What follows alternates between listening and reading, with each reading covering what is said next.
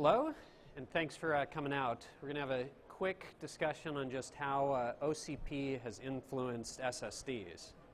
So in the compute infrastructure, you've got CPUs, networking, and storage, and OCP has had a pretty dramatic influence on all of those.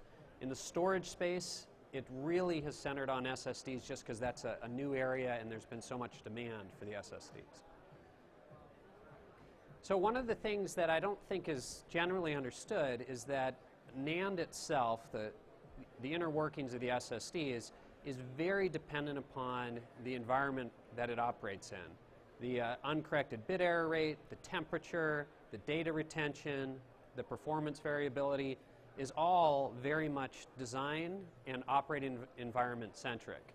And ultimately, everyone's worried about cost because a big part of OCP has been able to drive out cost and go forward with more infrastructure to power the internet.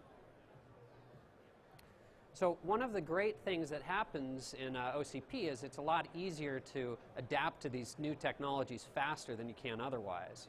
And so one of the first things that happened where OCP had a big impact was the release of a spec that allows direct communication between PCIe flash devices and the BMC inside of the servers themselves. And this seems somewhat trivial on the surface where it's the temperature monitoring and so on to be able to go into the fan control on the OCP server. But what it means in reality is that you can save significant operating costs. So what we have here is just taking a look at this first innovation in OCP to allow servers to be able to monitor the temperature that the flash is running at directly and adjust the fans. And what we can see here is that resulted in about a 35-watt power savings from the servers running all of the time because the power-hungry aspect of NAND is writes, and writes are something that you cannot do indefinitely. The flash will actually wear out. And this was just a simple innovation, but it ends up reducing the cost of deploying flash by about 15%. And it's money that comes out of the operating cost of the data center, not out of the power of the compute resources that you're deploying. So I view that as step one, just taking what we have already and making it interface and work more directly. Now step two was to go a little bit further. And so NAND is very configurable in how you want to define it. And Microsoft did a great job of releasing their spec of what they wanted out of an SSD. And they defined the M.2, and they went off of a very community-based approach to what they wanted SSDs to do for hyperscale. So the first thing was just to give vendors like ourselves an indication of what they wanted the base standard to be. They wanted it to be an M.2, a terabyte in capacity, the base interface that it wanted to support. Now, what they did as well is this is really a client standard that's been stretched into hyperscale, and they defined a few things that they didn't think made sense for hyperscale deployments.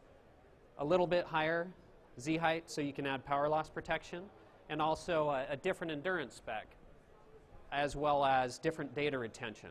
Because the standard spec for SSDs, say 3 months of unpowered data retention needs to be supported. The electrons slowly leak out.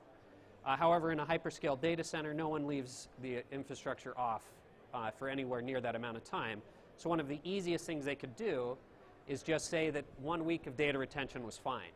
And you don't have to design it towards a traditional enterprise architecture.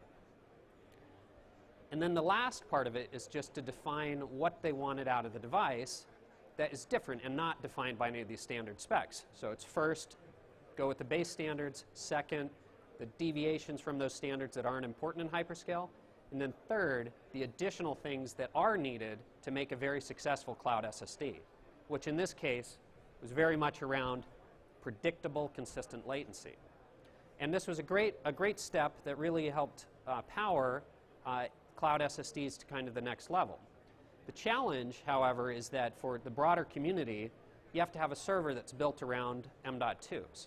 And while M.2s are a very interesting piece of hardware, they're just not exactly designed for enterprise servers to go into. You can see right here, it's a gum stick.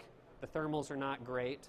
the amount of power that you have available and the board real estate really limits you quite a bit. And if you looked at most of the servers, there's not an easy way to plug it in. So what we were able to do by working with other partners in the OCP community is take this great setup of the cloud SSD and make it more broadly available. And what we were able to announce this Tuesday was a product that we defined in combination with Facebook and the OCP community to make an M.2 carrier card that allows the broad adoption of these cloud SSDs without having to build a specialized server that can accommodate it. And there's a few things that OCP enabled that just wouldn't have been possible otherwise.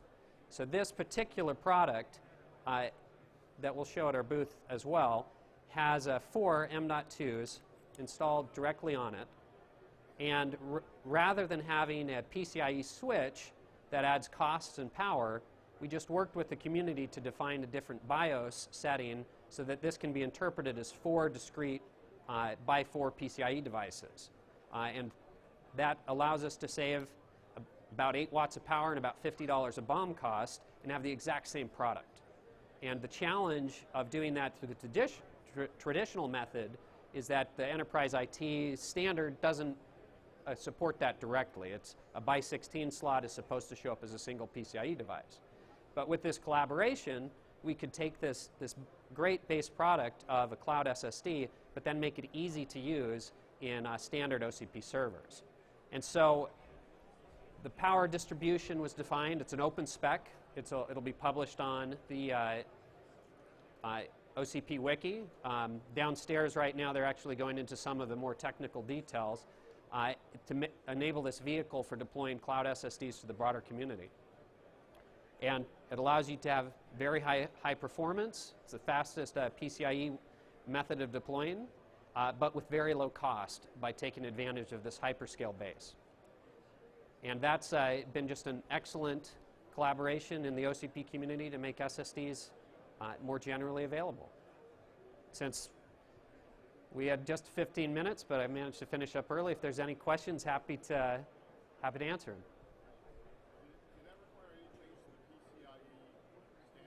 So the question is, did that require any change to the PCIe standard?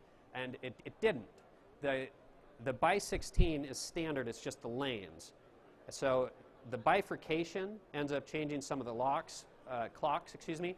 So the clock buffer is on board, and there's a common reset, and the power distribution that goes to the M.2s, those are the only common components. So from the standard electrical and physical, there was nothing that had to change at all.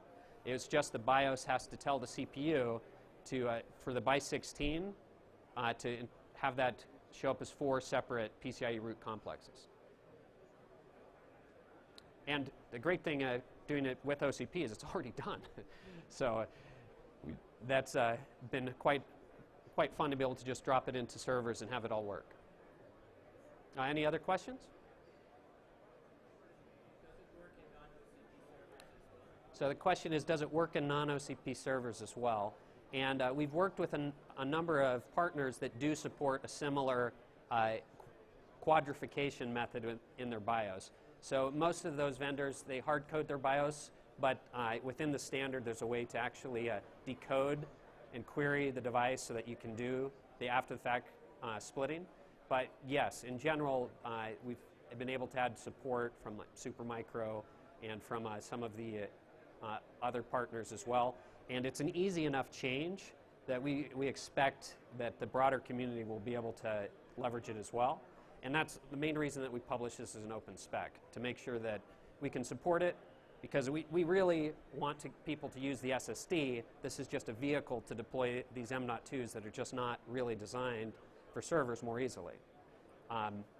And we're encouraging other people to build their own carriers and have that be the standard way to leverage cloud SSDs. All right. Well, I thank you for your time.